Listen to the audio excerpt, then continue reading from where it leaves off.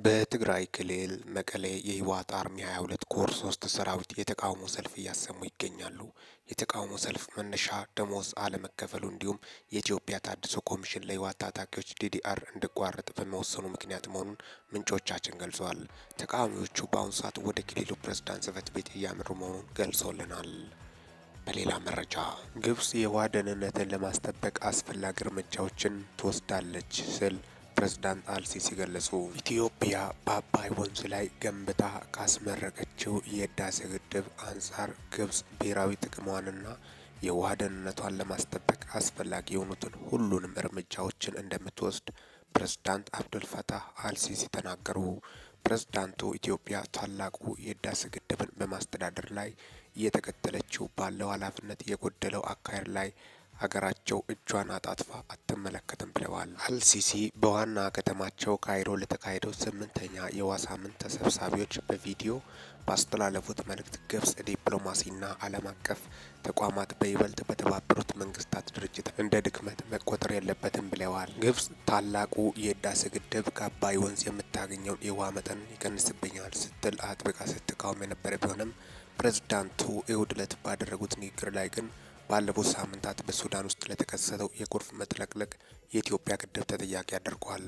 ኢትዮጵያ ግድቡ ተገቢ ባልሆነ ሁኔታ እያስተዳደረችው በመሆኑ ባልተመጣጠነ የውሃ ፍሰት ምክንያት ባለፉት ቀናት በሁለቱ የታችኛው ተፋሰስ ሀገራት ውስጥ ጉዳት ደርሷል ብለዋል። ፕሬዝዳንቱ በንግግራቸው ላይ ከግድቡ ምርቃት ከጥቂት ቀናት በኋላ የተከሰተው ነገር በግድቡ የስራ ሂደት ላይ ህጋዊ አሳሪ ስምምነት እንዲደረስ ያቀረብነውን ጥያቄ ትክክል መሆኑን የሚያሳይ መረጃ ነው ብለዋል። አልሲሲ ኢትዮጵያ የታችኛው ተፋሰስ ሀገራትን አስቀድማ ሳታሳውቅ ወይም ሳትተባበር ወጥነት የሌለው ውሃ ትለቃለች ሲሉም ወንጅሏታል። የኢትዮጵያ የውሃና ኤነርጂ ሚኒስትር ግብጽ ህዳሴ ግድብ በአግባቡ ባለመተዳደሩ ምክንያት የተለቀቀ ውሃ በሱዳን ጎርፍ እንዳስከተለ በመግለጽ ከዚህ በፊት ያወጣችውን መግለጫ በሐሰት የተሞላና ተንኮል አዘል በማለት ውድቅ ማድረጉ ይታወሳል። ታላቁ የኢትዮጵያ ህዳሴ ግድብ ባይኖር ኖሮ ባለፉት ወራት በኢትዮጵያ ደጋማ ቦታዎች የታየው ከፍተኛ ዝናብ ሱዳንና ግብጽ ውስጥ በሰው ህይወትና በመሰረተ ልማት ላይ ታሪካዊ ውድመት ሊያደርስ ይችል እንደነበር በመግለጽ በወቅቱ ምላሽ ሰጥቷል። አልሲሲ ሀገራቸው የወሰደቻቸውን የዲፕሎማሲ እርምጃዎች የጥንካሬ መግለጫ የብስለትና በንግግር የማመንና የናይል ተፋሰስ ሀገራት ፍላጎት አደጋ ላይ ሳይጥሉ ለመጠበቅ የተደረገ መሆኑን አክለዋል።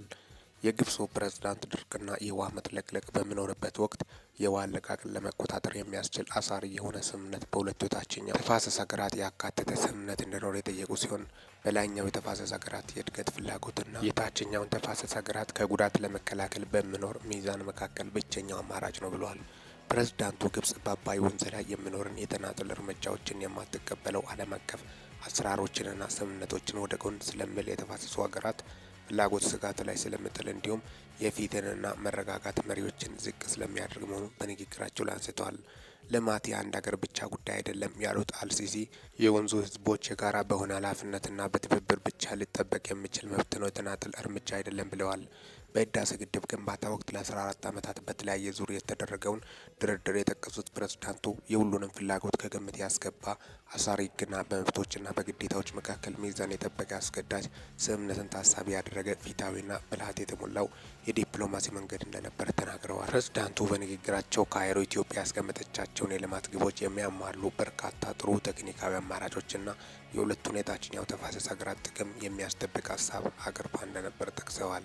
ነገር ግን እነዚህ የግብጽ አማራጮች የፖለቲካ ፍላጎት ባለመኖሩና በጠባብ የፖለቲካ እሳቤዎች የመመራ የተናጠለ እውነታን የመጫን ፍላጎት ብቻ ሊገለጽ በሚችል ግትርነት ተቀባይነት ሳያገኝ ቀርቷል ብለዋል። አልሲሲ ወንዙ የሁሉም የተፋሰሱ መንግስታት የጋራ ንብረትና በብቸኝነት ሊያዝ የማይችል የጋራ ሀብት ነው በማለት በናይል ላይ ብቸኛ የሉዓላዊነት ሀሰተኛ ይገባኛል ጥያቄ ተቀባይነት እንደሌለው አመልክተዋል።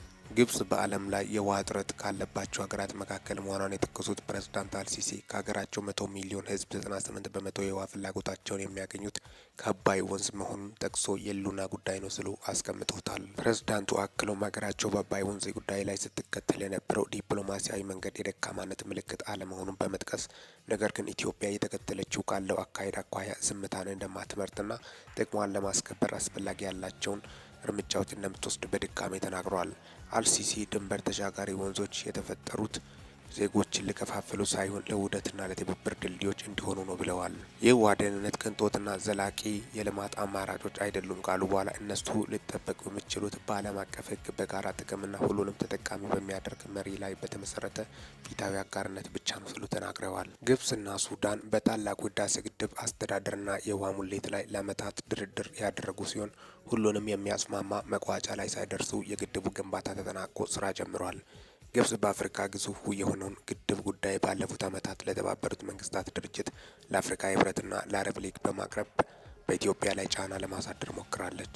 በዓለማችን በርዝመቱ የሚታወቀው የአባይ ወንዝ ከ85 በመቶ በላይ ውሃውን የሚያገኘው ከኢትዮጵያ ሲሆን የወንዙን አብዛኛውን ውሃ የምትጠቀመው ግብጽ በኢትዮጵያ የተገነባው ግድብ በበላይነት ስትጠቀምበት የነበረው የውሃ መጠን ያሳጣኛል የሚል ስጋት ፈጥሮባታል። ግብጽ በአውሮፓውያኑ 1959 የተፈረመውና አብዛኛውን የውሃውን ድርሻ የሚሰጣትን የቅኝ ግዛት ስምምነት በመጥቀስ የወንዙን ውሃ ሙሉ በሙሉ በበላይነት ለብቸኛዋ መጠቀም ፍላጎት በማላት ኢትዮጵያ ይህ ሁኔታ መለወጥ እንዳለባት ስትከራከር ቆይታለች። ኢትዮጵያ በአባይ ወንዝ ላይ ያላት ድርሻውን ባረጋገጠ መልኩ ፍትሃዊና ምክንያታዊ አጠቃቀም ላይ ስምምነት እንዲደረስና ግንባታው የውሃ ደህንነት ላይ አደጋ እንደማይጥል በተደጋጋሚ ገልጻለች። አጠቃላይ እንግዲህ የወጡት መረጃዎችን በማስመልከትም ነው እስካሁን ድረስ ግብጽ እንግዲህ ኢትዮጵያ በገዛ ንብረቷ ላይ ልክ ከዚህ በፊት ብዙ ነገር እንደምትደጉም ኢትዮጵያኖችን ተንከባክበው እንደሚያኖሩ ልክ አይነት የሉዓላዊነት ብለውም ያወራሉ። በጣም አሳዛኝና አንገት የሚያስደፋ ንግግር ነው በማለት ነው በርካቶቹ እየገለጹ ያሉት። ያው ግብጽ ዛቻው አዲስ አይደለም፣ አሁን የሚከብድ ነገር አይደለም። የሚከብደው ከዚህ በፊት ግንባታውን ማስቆም ነበረ። ያኔ ነበረ በጣም ቻለንጅ ለማድረግ የሞከረችው፣ ያኔ ነበረ ማስቆም የምትችለው። አሁን ግን ምንም የምታመጣው ነገር እንደሌለና ይህ ደግሞ የኢትዮጵያ ንብረት ነው። ሱዳን ዝም ባለችበት ጉዳይ ላይ ግብጽ እንዳው ምንድነው ሀሳቧ በማለት ነው በርካቶቹም እየገለጹ ያሉት። በተፈጥሮ መልክ በተለያየ መንገድ ውሃ እንዲጠቀሙ ነው በርካቶቹም እየገለጹ ያሉት። ባህር ዳርቻም አላቸው። በዛ ላይ ደግሞ እንግዲህ የኢትዮጵያ ከፍታ ሊያስቀናቸው ይችላል በማለት ነው አንዳንዶቹም ሀሳባቸውን የገለጹ ያሉት። ስለ ኢትዮጵያ የማይተኙ በርካታ ሀገራቶች ናቸው ያሉት። የኢትዮጵያ ወዳጅ መስለው እንኳን ጠላቶቿ ናቸው የሚበዙት። ሌላውን ይቅርና እንግዲህ ታሪካዊ ህዝቦች ኢትዮጵያን በጣም በሚያሳዝኑ ሁኔታ እድገት እንደማይወዱና የኢትዮጵያን ለውጥ አይፈልጉም። የራሳቸውን ጥቅም ብቻ ነው የሚያዩት። ታዲያስ ግብጽ ታዲያ ምንድነው ፍላጎቷ በሚል ዙሪያ ነው የወጡት መረጃዎችን በማስመልከትም ለእናንተ ይዤላቸው የመጣሁት። ይህ የእርስ በርስ ነገሮች ላይ እጇን ለማስገባትም ትሞክራለች። እጇን አጣጥፋ አትመለከትም የሚሉት እንግዲህ በሌላ በሴራ በተንኮል ፖለቲካ ኢትዮጵያን አልፎም ደግሞ የራሳቸውን የሚፈልጉትን አይነት ሰዎች ካስቀመጡ በኋላ በጣም በሚያሳዝኑ ሁኔታ ህዳሴ ግድብ ላይ ያልሆነ ውል እንዲፈርም ነበር። ይህ ሁሉ አልተሳካም፣ ከሽፏል። አሁን ምንም የሚያመጡት ነገር እንደሌለ፣ አሁንም ግን ስለ ኢትዮጵያ እንደማይተኙ ነው። ኢትዮጵያ ደግሞ ወደፊት ትቀጥላለች በማለት በርካቶቹ ምሁራኖችም እየገለጹ የሚገኙትን ዕለታዊ መረጃዎችን በማስመልከትም ነው ለእናንተ ይዤላቸው መጣሁት። ከዕለታዊ መረጃዎች ጋር አብሬያቸው ቆየሁት። ሜኪነኝ ከበቂታ ቦረንፎ። ይህንን ቻናል ሰብስክራይብ በማድረግ ወቅታዊና ታማኝ እንዲሁም ሚዛናዊ መረጃ አግኙ። ለሰዓታት ያሉኝ መረጃዎች ይህን ይመስላሉ። በወቅታዊና አጫጭር እንዲሁም ሚዛናዊ መረጃ እስከምንገናኝ ድረስ በያላችሁበት ዓለም ክፍል ሰላም ያቆያችሁ።